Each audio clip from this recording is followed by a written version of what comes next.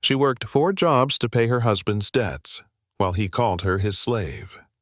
It was 11:45 p.m. when Loretta James stood in the hallway of the house she paid for. Her feet ached. Her hands trembled from scrubbing other people's floors. The air smelled like whiskey and betrayal. Behind the bedroom door came Marcus's voice, loud, proud, full of laughter.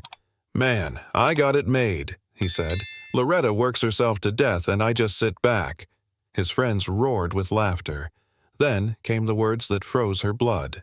"She's basically my personal slave." For a moment, Loretta couldn't breathe. Her purse slipped from her shoulder and hit the floor. She had believed in him, loved him, worked herself raw to save him. And all the while, he had turned her devotion into a joke. That night, something inside her cracked. And if you've ever given everything to someone who only took, stay, you'll want to hear what she did next. Loretta stood frozen in the hallway long after the laughter faded. The silence that followed was heavier than the noise. Thick, humiliating, final. She picked up her purse, walked to the kitchen, and sank into the nearest chair. Her whole body screamed for rest. Her sneakers were worn thin, her scrubs smelled like bleach, and her back burned from bending all day.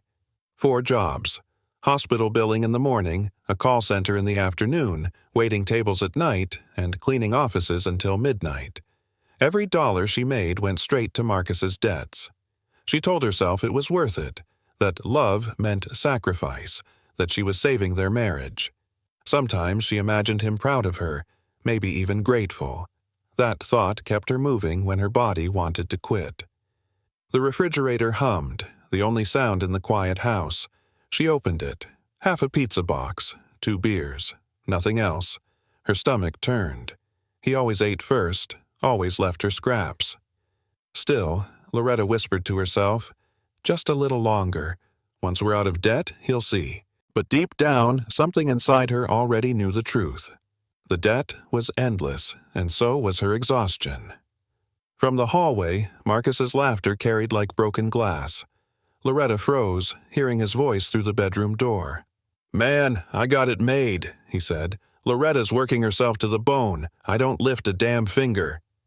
Another man's voice came through the speakerphone. "You serious, bro? She's still paying off your mess?" Marcus chuckled, proud. "Yeah, man. She thinks we're a team. I just let her believe it."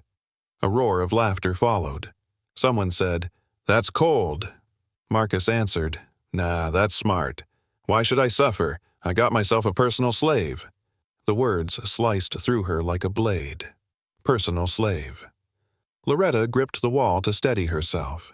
The man she'd defended, worked for, prayed for, was mocking her, using her name like a punchline. The air felt heavy. The world, small. Her heartbeat thundered in her ears. Her purse slipped from her shoulder and hit the floor with a dull thud. The sound barely registered over the ringing in her head. Marcus kept talking, his voice casual, cruel, like he was proud of what he'd done. Loretta's knees weakened. She pressed a hand against the wall, afraid she might collapse. 3 years. 3 years of working 16, 18 hours a day. 3 years of believing his tears, his apologies, his promises. Every sacrifice she made had been for a lie. She stared at the closed bedroom door. Inside, the man she loved was laughing at her pain, her effort, her faith. A single tear rolled down her cheek, hot and sharp, then another, but she didn't make a sound. Somewhere between her ribs and her heart, something broke. Quietly, permanently. Loretta stumbled into the kitchen, her breath uneven. She looked around. The sink full of dishes, the cracked countertop, the bills piled beside the fridge. Every piece of this house she had paid for. Every light on, every meal eaten, came from her work. Her gaze landed on the granite she had chosen years ago, back when she thought they were building a life together. Now she saw it for what it was, a cage she had built with her own hands. Marcus hadn't built a home. He had built a prison. Loretta leaned on the counter, staring at her reflection in the dark window. The woman looking back at her wasn't naive anymore. She was tired, yes, But there was something else in her eyes now. Resolve. The laughter from the bedroom faded behind her, and for the first time in years, Loretta whispered, "No more." The next morning, Loretta's phone buzzed. A text from the hospital. "Can you cover the evening shift? We're short-staffed." Her thumb hovered over the screen. For 3 years, her answer had always been yes. Yes to extra hours. Yes to exhaustion. Yes to holding a man's life together while hers was falling apart. But now, standing in the middle of her kitchen, something inside her shifted. She thought of Marcus's laughter. Personal slave. Her chest tightened, not from fear, but from clarity. She typed one word. No. Her hand trembled as she hit send. It was such a small word, yet it felt like the loudest thing she had ever said. For the first time, the silence that followed didn't scare her. It felt like space. Space that belonged to her. Loretta sat down, exhaling slowly. The fatigue was still there, but now it carried purpose. Saying no to one more shift wasn't just about rest. It was the first yes to herself. That evening, when Marcus left for the gym, Loretta walked to his office, the one she'd never entered because he said he needed privacy. She turned the knob and stepped inside. The smell hit her first. Stale beer, sweat, and lies. The desk was cluttered with papers, empty bottles, and unopened mail. Her heart pounded as she opened the drawers. Bills, receipts, credit card statements, jewelry stores, hotels she'd never seen, restaurants she'd never been to, thousands of dollars spent behind her back. Her breath quickened. She found one statement after another, each one confirming what she already feared. He was still gambling, still spending, still lying. All the money she worked for, all the nights she came home too tired to cry, he'd turned them into luxuries for himself. Loretta pressed a shaking hand to her mouth. "God," she whispered, "how long?" But she already knew. Too long. Her tears dried before they could fall. She reached for her phone and began taking pictures. Every page, every bill, every receipt. Each click of the camera steadied her breath. The ache in her chest cooled into something sharp and clear. There was no more begging, no more hoping. Only proof. The woman who once stayed silent was now documenting every lie. She gathered the evidence neatly, returning everything to its place. Her body still trembled, but her mind felt steady for the first time in years. Loretta looked around the room, his office, his chaos, and realized she was no longer afraid of what she might find. The truth wasn't her enemy anymore. It was her weapon. When she turned off the light and closed the door, her reflection in the hallway mirror caught her eye. She didn't look broken. She looked awake. Back in the kitchen, Loretta scrolled through her phone, searching for a name she hadn't said aloud in years. Janelle Brooks, the lawyer her coworker Brenda had once mentioned. "She helps women start over," Brenda had said. Loretta hesitated, thumb hovering over the call button. What would she even say? "Hi, I'm the fool who worked 4 jobs for a man who laughed at me?" But then she remembered his voice again, bragging, careless. She pressed call. The line rang twice. A calm voice answered, professional yet warm. "Janelle Brooks speaking." Loretta swallowed hard. "I need help," she said softly. "I think my husband's been stealing from me." "Come see me tomorrow morning," Janelle replied without hesitation. "And don't tell him you called." For the first time in years, someone's voice didn't demand something from her. It offered her a way out. That night, Loretta couldn't sleep. The clock ticked toward 4 a.m., and the house was silent except for Marcus's snoring from down the hall. She lay in the guest room, staring at the ceiling, her mind racing. Every bill, every shift, every lie replayed in her head like a film she never agreed to star in. Her phone rested on the nightstand. She opened her email and began typing. Janelle's name in the to line. Her fingers shook, but her words were steady. "I'm ready to take back my life." She hit send. The screen glowed faintly in the dark, a small light in a house full of shadows. Outside, dawn began to touch the edge of the sky.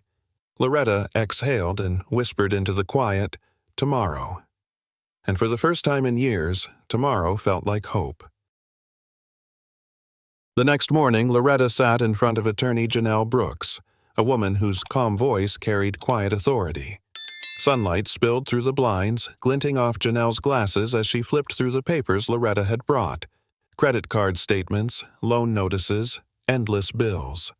"Loretta," Janelle said, looking up, "these debts aren't yours." Loretta frowned, unsure she'd heard right. "What do you mean? Marcus said—" Janelle shook her head.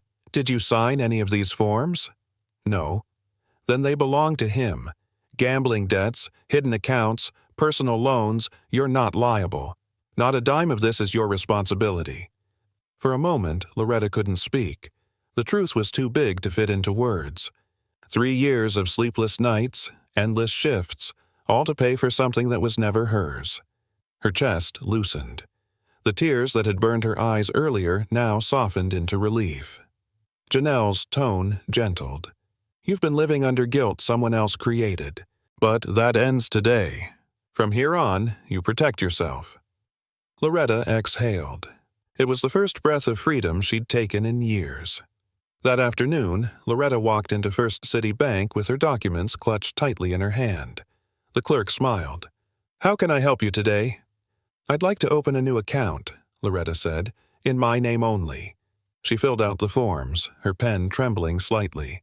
The fluorescent lights above her buzzed, steady and cold, but the moment felt monumental.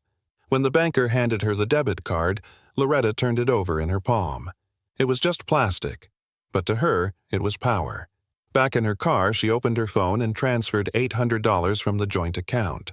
Her hands shook as she hit confirm. A small message appeared. "Transfer successful." She stared at the words, letting them sink in. For years, Marcus had owned every dollar she earned. Now, even if it was only $800, it was hers, entirely hers. She whispered, "No one's taking this from me again." The days that followed blurred together. To Marcus, nothing seemed different. Loretta still rose at dawn, still worked her shifts, still came home late. But inside, everything had changed. Each night after he fell asleep, she opened her laptop quietly. She saved copies of bank statements, photographed receipts, and organized files into folders. Debt, transfers, lies. At work, she wore her usual polite smile, but her mind was somewhere else, calculating every move. "Loretta, you okay?" Brenda asked one afternoon, handing her a coffee. "I'm fine," Loretta said softly. "Just tired." The lie rolled off her tongue easily. She was tired, just not the way Brenda thought. She lived in 2 worlds now, one where she was Marcus's loyal wife, and another where she was building her escape piece by piece. Every fake smile, every silent nod, it was survival.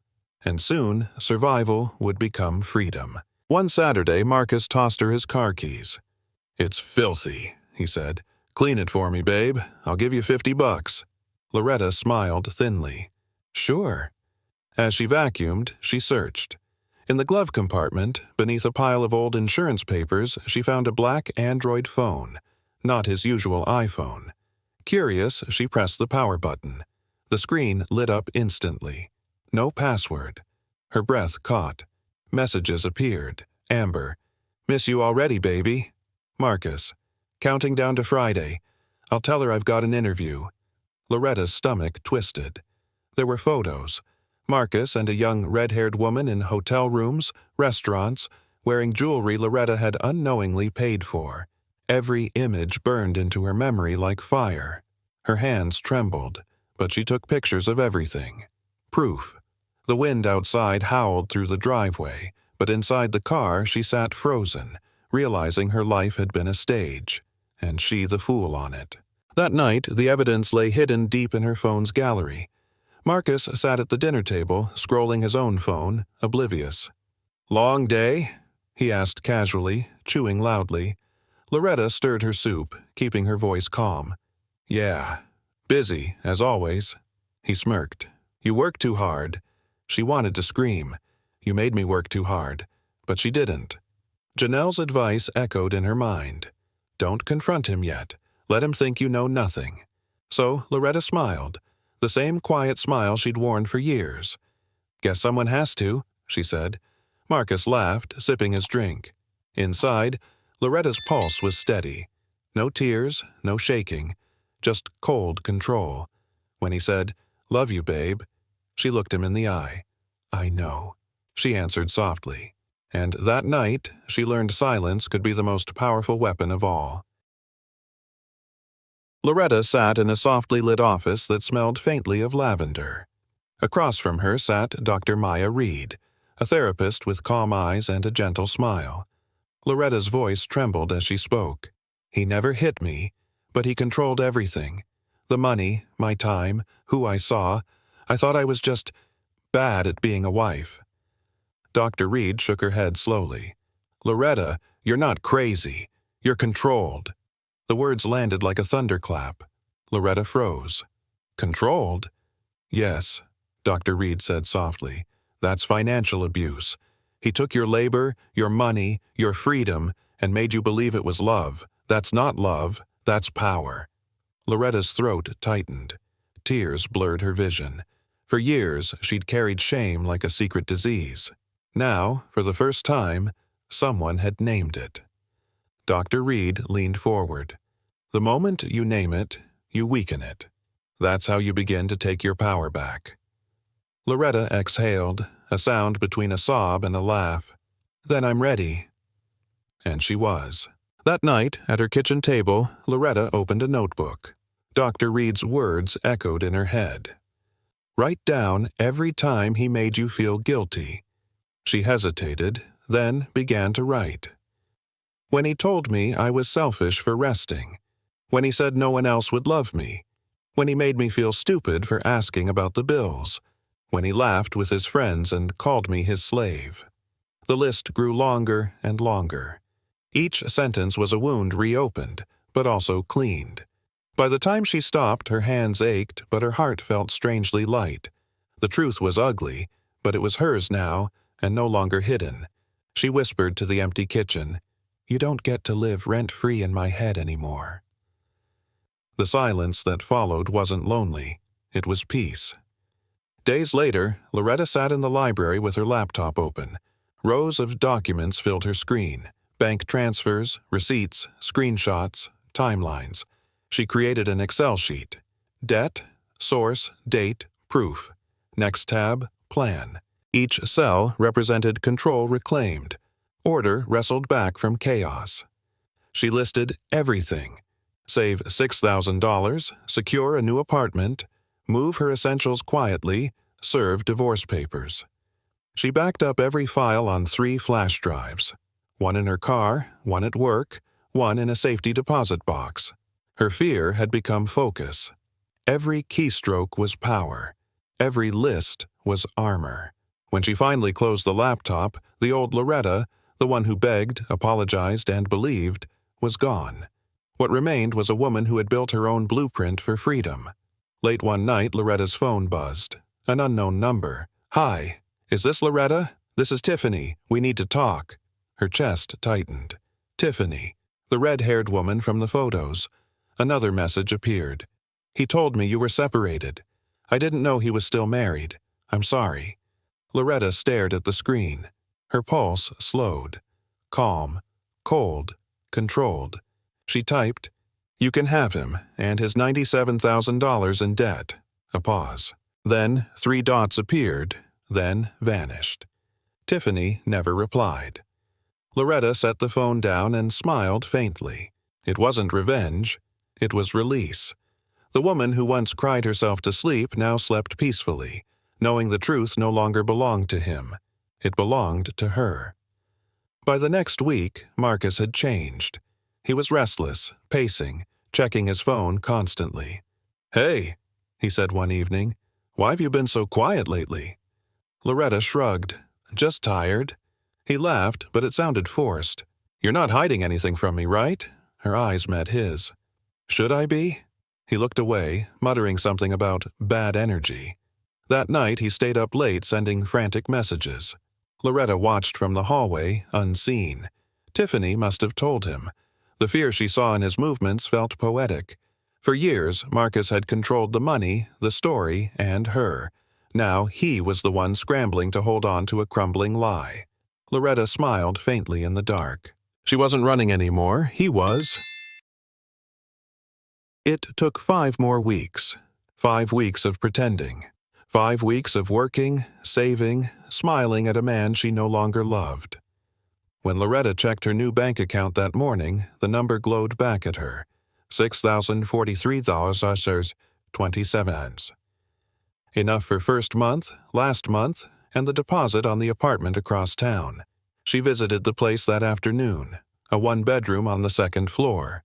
Modest, but bright. It smelled of fresh paint and new beginnings. The landlord, Mrs. Green, handed her the keys. "Welcome home," she said. Loretta smiled softly.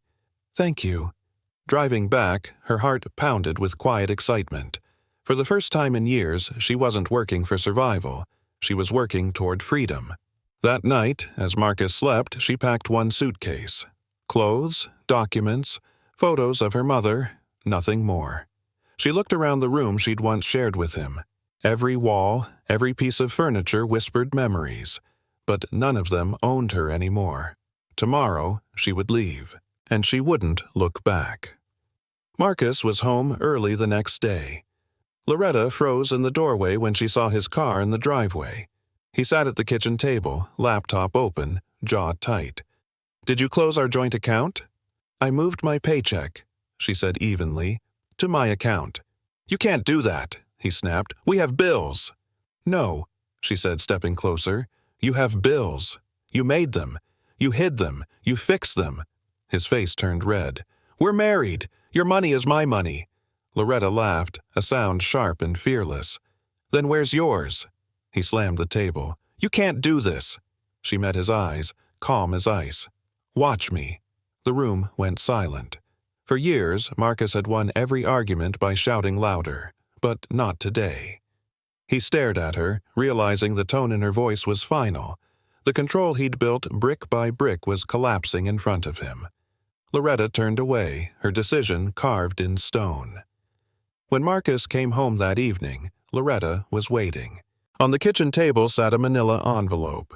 Her posture was steady, her voice calm. "What's this?" he asked. "Divorce papers," she said. "You've been served." He blinked. "You can't mean that." "I do," she replied. "You called me your slave. Now you're free too." His mouth opened, but no sound came. The air between them thickened with disbelief. "I've got proof of everything," Loretta continued. "The debts, the gambling, the affair, the accounts you drained, so don't try to play victim." Marcus swallowed hard. "Loretta, please." She cut him off. "No. You had your chance to be a husband. You chose to be a burden." He reached for her hand, but she stepped back. The pity she once felt had turned into something purer, clarity. "You're on your own now," she said quietly. "Good luck paying your own debts." For the first time, Marcus looked small, powerless, exactly as she'd felt for years, and that was justice. The suitcase was heavier than she remembered. Loretta rolled it to the door, her heart steady, her eyes wet. Marcus stood in the hallway, stunned. "You're really doing this?" "Yes," she said. "You built a prison and called it love. I'm walking out of it." He took a step forward, pleading. "Loretta, please don't. I can change." She shook her head. "I already did." The morning sun spilled through the window as she opened the door. For years, she'd left this house to work for him. Today, she was leaving it for herself. Her tears fell freely, but they weren't from pain. They were release. As she lifted her suitcase into the car, Marcus called after her, voice breaking. "Where will you go?" "Somewhere you can't reach me," she said, closing the trunk. And with that, she drove away, the rearview mirror showing a life shrinking in the distance. Loretta arrived at her mother's house just after sunset. Warm light spilled from the porch, and when her mother opened the door, she said nothing, just pulled Loretta into a long, wordless hug. Inside, everything smelled like home. Soap, dinner, safety. Loretta sat on the couch, her body still trembling from the adrenaline. Her phone buzzed. She opened it and dialed Janelle. "It's done," she said softly when the lawyer answered. "I left." Janelle exhaled. "Are you safe?" "I'm with my mom. For the first time, I think I actually am." There was a pause, then Janelle said, "You did it, Loretta. You took your life back." Loretta leaned back against the couch, tears slipping down her cheeks. But these weren't tears of loss. They were peace. Outside, the night was quiet. For the first time in 3 years, she didn't have to set an alarm. Freedom, she realized, didn't always roar.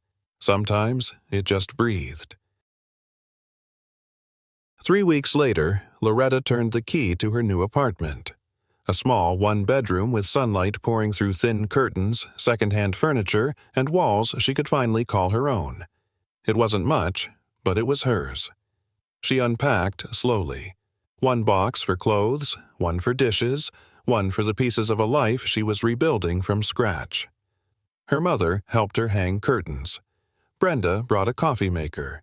For the first time in years, the laughter in her home was real. Loretta got a new position at the hospital, part-time at first, then full-time. No more graveyard shifts, no more 4 jobs. She woke at 7 a.m. instead of 4. Ate breakfast sitting down. Walked to work with a clear head and a quiet heart. Every paycheck went into her own account. Every dollar built a future that no one could take from her again. One evening, as she watched the sunset through her window, Loretta whispered, "I made it." Not rich, not famous, but free, and that was enough. A month later, Marcus showed up at her apartment. His clothes were wrinkled, eyes sunken, voice desperate. "Loretta, please," he said. "They're coming after me for the debts. I just need some help. A loan. Anything." Loretta opened the door just enough to look him in the eye. "You're good at using people," she said evenly. "Try using yourself for once." He blinked. "You don't mean that." "I do," she replied. "I worked myself to death for you. You took everything and you called it love. You don't get to ask me for more." Marcus's shoulders slumped. "I'm losing everything." "You already did," she said. "You lost me." For a second, silence filled the air. Then she closed the door. No anger, no tears, just peace. Marcus had taught her how to survive pain, but he had also taught her how to end it. 6 months passed, and Loretta's life bloomed like spring after a long frost. She was promoted to a hospital administrator role. Steady hours, good pay, weekends off.